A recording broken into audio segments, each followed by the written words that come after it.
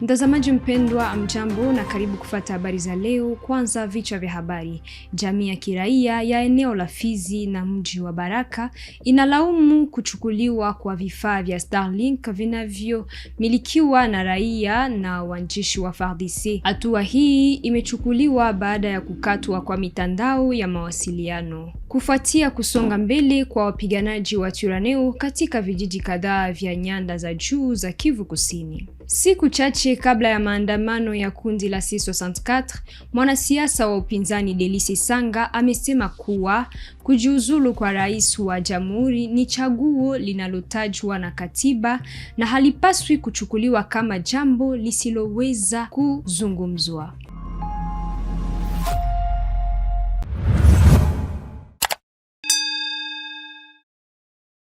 Hujambo. Jamii ya kiraia na eneo la Fizi na mji wa Baraka inalaumu kuchukuliwa kwa vifaa vya Starlink vya raia na vitengo vya FARDC katika sehemu hii ya jimbo la Kivu Kusini. Tangu wapiganaji wa Twirwaneho walipoendelea kusonga mbele katika vijiji kadhaa vya nyanda za juu, jeshi lilikata mtandao ya mawasiliano.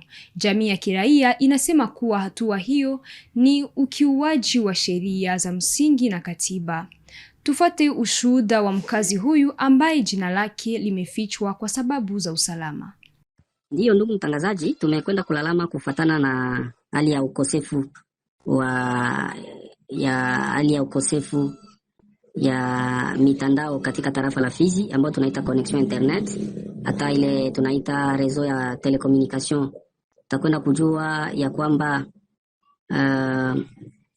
shirika la raia tulikuwa tukichunguza swala hilo bega kwa bega, yapata sasa wiki mbili tangu réseau de télécommunication mobile wala connexion internet ipotee katika tarafa la Fizi hata jiji la Baraka.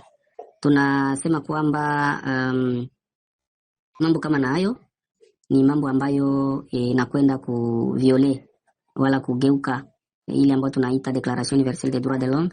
Hata hivyo inakwenda kugeuka wala kuviole katiba yetu ya nchi yetu ya Kongo, hata na zingine sheria fulani za kimataifa ambazo nchi yetu ya Kongo imekwenda kusaini. Utakwenda kujua kwamba katiba yetu ya Kongo hata na ile Declaration Universelle des Droits Humains inasema kwamba kila mtu ana haki ya kujua habari, ya kuhabarishwa, hata na ya kupana habari. Hivyo hata na ya kuongea kupitia mitandao fulani. Na ni yake ambayo inakuwa kwa Wakongomani hata na kwa watu wote ambao wanaendelea kuishi katika nchi yetu ya Kongo.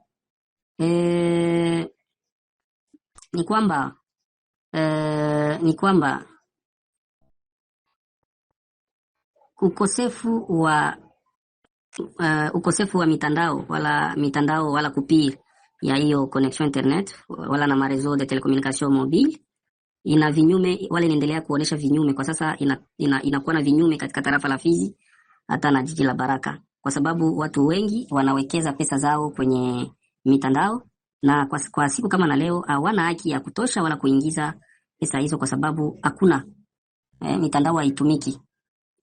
Hivyo utakwenda kujua kwamba maisha yanaendelea kuwa magumu kwa sababu watu hawana haki ya kuzungumza wala kuongea kwenye mitandao. Hata hivyo na kuuza vitu kupitia mitandao hiyo. Kwa umbali utakwenda kujua tumekwenda kulaani vikali ile operation ambayo inakwenda kuendeshwa mara kwa mara, kwa sababu watu wanaendelea kunyanganywa ile ambayo tunaita connection internet wala kite ya Starlink ambayo inaendelea kupana connection internet kwenye mashirika tofauti hata kwenye entreprise fulani. Na hivyo vitu vinaendelea kunyanganywa na services za security, na watu hivyo wanaendelea kutishiwa mara kwa mara. Kwa mtu yote yule ambaye anaenda kuleta mawazo ya retablir connection internet ili apashwe kufanya kazi zake kama kawaida, wanaendelea kutishwa na kuambiliwa kama watafungwa na hizo ambazo tunaita services za security. Donc utakwenda kujua kwamba kuna shirika nyingi za kiutu ambazo zinapatikana katika tarafa la Fizi hata na jiji la Baraka ambazo wanafanya ile tunaita assistance mkash hizo assistance zote zimesitishwa kwa sababu hakuna ile ambayo tunaita réseau de télécommunication mobile wala internet ambayo ingefacilite kuhudumia watu wanyonge ambao wanapaswa kuhudumiwa katika tarafa la Fizi. Na ndio kwa maana tumeomba iwezekanavyo government yetu ya Kongo ifanye jitihada zote ili réseau de télécommunication mobile hata za internet ziwe opérationnel katika tarafa la Fizi, kwa sababu zina vinyume vingi kwa raia na hata kwa community yote nzima. Nakushukuru sana. Baada ya zaidi ya miaka 20 ya kutengwa, mji wa Shanje umeona tukio kubwa la kihistoria baada ya msafara wa gavana wa Nord Kivu na Kivu Kusini kufika katika eneo hilo chini ya utawala wa AFC M23. Hakuna gari lililokuwa limeweza kufika katika eneo hili kwa zaidi ya miongo miwili. Leo shughuli za kilimo na ufugaji zinaendelea kwa usalama, anasema mkulima mmoja wa eneo hilo ambaye anafurahia kurejea kwa utulivu katika eneo hilo. Ni kupita barabara kutoka Minova Kalungu Numbi Shanje. Maisha iko hapa. Maisha ni salama, haina tatizo. Tunakomalisha mtama, tunakomalisha maharage na virai na mahore na wengine. Sasa mnaishi na viongozi hapa. Viongozi ni salama zaidi kuliko wengine, ni usalama na usafi. Make usafi lisha korek, make elisha inatengenezewa mzuri, haina shida. Make zaidi kuliko wengine ni usafi na usalama. Kwa leo mtu anapita bila tatizo, na makarte tulisha zisahau, tunaziacha mnyumba, mtu anapita bila shida. Tueleze kidogo, wakati ya wazalendo sasa walikuwa mnaishi huko. Make wakati ya wazalendo watu walikuwa wanapigwa masasi na watu walikuwa hawana usalama. Mnaishi sasa leo hii na AFSM? Leo tunalala kwenye chama kinafika, watu wanalala, watu hawana shida. Make usalama na mugini watu wanalala zaidi, na makarite tulisha ziweka toka hapa mpaka Goma. Hakuna bariere, hakuna mtu akukuomba kitu fulani, haina tatizo. Wanafanya vitu mzuri hapa, wanafanya vitu mzuri. Hata unaona na motogari zinafika hapa mazile maepoke, hata kungambo za leta ya Kikongomani motogari ilikuwa ilishashindwa kufika hapa Shanje. Kwa leo naona motogari inafika make this. Wakati ya utawala wa Tshisekedi gari ilikuwa haiwezi fika hapa. Bongo. Ni kusema mnafaa karibu miaka ngapi hapa na hamuoni kugari hapa? Miaka mingi tulikuwa tuliona kugali depuis mumanonante njo mliona kugari. Sasa mnaambia nini wakubwa ya chama? Make tunafurahi mtu nijua hawezi batwala kumugongo, me tunafurahi. Leo ba guverner wawili wanafika huko. Wanafika hapa, make ni mshangao, na sisi tumeshangaa. Mmeshangala nini? Tumeshangala jinsi ba guverner wanafika huku, ba administrateur wanatuzulu kwa kawaida, na mabarabara zinapitika na mamotugari zinakuya, make tunafurahi. Ndio ya mara kwanza kuona wa guverneri wanafika Shanje, imenifurahisha sana. Depuis huko? Depuis nizaribu. Njoo kuona guverneri ya Shanje. Maana wewe maisha yako njoo unaona leo tu wa kwanza kufika. Maisha yangu mkuzaliwa kwangu njoo kuona kwa guverneri. Mnaweza kubaomba nini? Komba hii guverneri watusaidie, wapige hizi wananchi zimbo hapa chini. Tupate amani. Mwanasiasa wa upinzani Delice Sanga amesema kuwa kujiuzulu kwa mkuu wa nchi ni sehemu ya taratibu zinazotolewa na katiba na si jambo la kukatazwa kujadiliwa. Ametaka watu wasome na kuelewa sheria za nchi kwa mtazamo wa taasisi badala ya hisia katika mjadala wa kisiasa, wakati ambapo kuna mvutano kuhusu mrekebisho wa katiba na maandamano yaliyotangazwa na kundi la C64. J'ai oublié une question que vous avez posée. Vous avez posé la question sur la démission.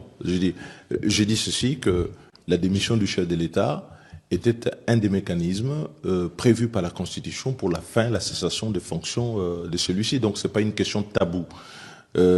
C'est à lui d'évaluer au regard des performances qu'il a ou des capacités qu'il a à conduire le pays, si oui ou non il est toujours en capacité de le faire. Et donc s'il ne le fait pas aujourd'hui, c'est qu'il pense qu'il est capable de le faire et vous vous en tenez à ça?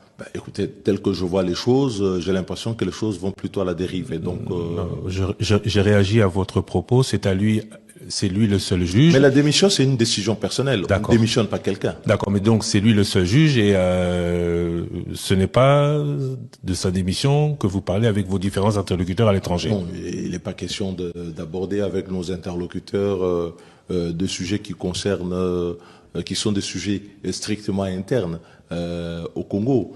La démission est une matière constitutionnelle clairement définie. Le président de la République peut mettre fin à son mandat par le biais d'une démission. Donc votre tournée, c'est ni paternalisme, ni plainte à l'extérieur, ni demande de changer la RDC de l'étranger.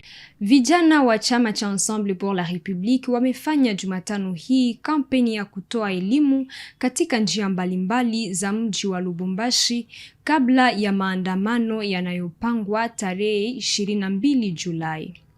Kupitia kampeni hiyo wameitaka jamii kushiriki katika maandamano hayo yanayolenga kupinga mpango wa kubadilisha katiba na uwezekano wa Rais Felix Tshisekedi kugombea muhula wa 3.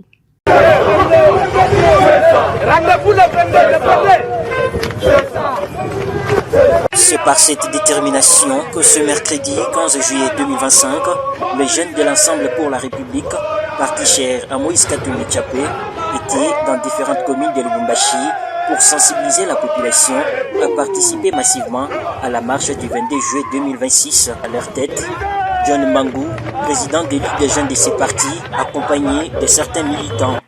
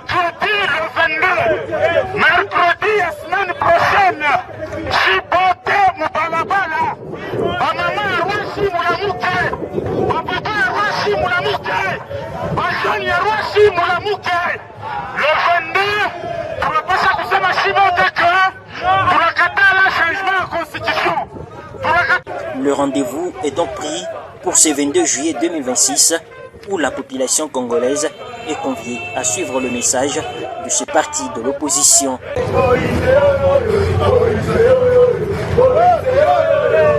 Katika mpango wa kupambana na mlipuko wa ugonjwa wa Ebola, familia 7525 katika eneo la afya la Mongwalu Ituri zimepokea chakula kitakachotosha kwa siku 13. Msaada huu wa chakula unatolewa na shirika la mpango wa chakula duniani ama PAM. Ni sehemu ya mpango wa kuhakikisha usalama wa chakula wakati wa mapambano dhidi ya Ebola. Mengi zaidi katika ripoti hii. La distribution des vivres qui servent de ration alimentaire à la population localisée à Mongwalu, province de l'Ituri, s'effectue avec la satisfaction des bénéficiaires. Dans le volet sécurité alimentaire en cette période d'épidémie d'Ebola, le Programme alimentaire mondial met à disposition des habitants des zones touchées une quantité importante de vivres pour couvrir un mois de ration. Nous sommes dans la zone de santé de Mongwalu, qui a été impacté par la maladie à virus Ebola. En plus de cela, c'est une zone qui a été classée dans la phase 3+, en IPC. IPC, c'est cadre intégré de la classification de phase de la sécurité alimentaire. C'est une analyse qui se fait chaque année pour essayer un peu d'évaluer la situation de la sécurité alimentaire et classer selon le degré de vulnérabilité. Au fait, ils ont fait des analyses, les données ont démontré que la zone était dans une phase qui nécessite vraiment un appui en sécurité alimentaire. C'était en phase 3+. Pour les bénéficiaires qui reçoivent ce stock, il s'agit d'une réponse à un besoin réellement ressenti en cette période d'épidémie et les vivres correspondent aux attentes locales. Hapa Mungwalu depuis magonjwa ya Ebola lingia, tunapata shida mingi, batu wamekufa, kazi tena ya biashara hakukua, mwe batu waende kukazi hakukua tena. Hapa Mungwalu tunaishaka na franga ya oro. Tongea pale kati mgonjwa lingia, mwe kwenda kukazi yepa likuwa tulikuwa naishi tunaoga ya kupitia malaria ya Ebola lingia Mungwalu. Mwae kufa kazi pali kuwa tulikuwa ishi maisha mwangu magumu sana. Kuhusu problema ya chakula tunasema merci sana kwanja wenyewe wanatusaidia na ile chakula. Tunasema Mungu awabariki kazi yao iendelee iende mbele na mbele. Niko napakiza chakula ya wafadhili wa PAMI ambao wamekuja kutusaidia ugumu ya magonjwa ya riposte Ebola, na kwa ajili ya hiyo tunawashukuru kwa kutuletea chakula hii. Le partage en groupe se déroule dans une convivialité en tenant compte des indications reçues. Ces habitants recherchent sur une liste affichée dans les encablures du site de distribution leur nom avant d'aller présenter un jeton sécurisé au personnel attitré. Il s'agit pour ce mois de juillet 2026 de donner la ration alimentaire à 7525 ménages, indique le cluster qui s'en charge. Mbunge Ledi Yangu Tikala ameomba bunge la taifa lizingatie pia suala la usalama katika mapambano dhidi ya ugonjwa wa Ebola. Amesema kuna mambo yanayofanana ambayo anayaona yanaweza kuwa ya kushangaza kati ya maeneo yenye ugonjwa huo na baadhi ya uwekezaji wa kigeni. Pia ameomba madaktari waheshimiwe baada ya matukio yaliyotokea mbele ya jengo la intelligence. Honorable Président, j'aimerais lancer une réflexion en l'air. Et si l'épidémie, la 17e épidémie de la maladie à virus Ebola était une bombe biologique? C'est juste une réflexion. Le président Félix-Antoine Tshisekedi a déployé une diplomatie agissante qui a abouti avec une signature des accords avec les États-Unis. Et juste après, il y a l'Ebola qui survient et les Américains qui devaient revenir au pays pour investir ne peuvent pas venir parce qu'il y a Ebola en République démocratique du Congo. Est-ce qu'on a eu le temps de réfléchir et de se poser la question si cette 17e épidémie était une bombe biologique? Et la riposte devait normalement aussi faire intervenir, honorable président, le ministère de la Défense. Pourquoi?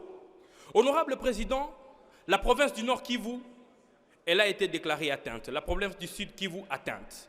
La ville de Goma, atteinte. La ville de Bukavu aussi, l'est atteinte. Honorable président, comment sont gérés le malade à virus Ebola dans ces provinces où nous n'avons pas le contrôle? Pourtant, tous nous le savons, honorable président. Moi, je viens du Nord Kivu, j'étais dans la province du Nord Kivu, dans la ville de Beni. Chaque jour, il y a des gens qui quittent Goma pour aller vers Beni, Butembo. Nous ne pouvons pas nous voiler la face. Mais ce qui est écœurant, honorable président, il faudrait que je puisse les mentionner ici. La journée d'aujourd'hui, pendant que nous sommes en train de siéger ici, honorable président, ceux qui sont en train de lutter contre la maladie à virus Ebola, les médecins, ont été bastonnés, mouillés, humiliés devant l'immeuble intelligent, honorable président. Et nous demandons des excuses de la part du gouvernement par rapport à toute la corporation médicale qui a été humiliée en ces jours devant l'immeuble intelligent. Honorable président, je vais atterrir en disant le médecin, ce sont les seules personnes qui sont habilitées à voir n'importe qui nu, peu importe votre grade. Respectez le médecin, traitez-le dignement. Je vous remercie. Baada ya mkutano na waziri wa fedha, maprofesa wametangaza kuanza tena kwa masomo katika vyuo vikuu vya umma. Muungano wa vyama vya walimu wa vyuo vikuu unasema kuwa waziri Dudu Fwamba Likunde ameahidi malipo ya ziada mwezi huu. Mazungumzo yanaendelea kuhusu mishahara, makubaliano ya Bibwa, mikopo ya magari, malipo ya utafiti na madeni yaliyobaki. Problème, je nous soumettre nos revendications parce qu'on a vu qu'il y avait un retard dans l'application du barème de Bubois qui est resté une référence.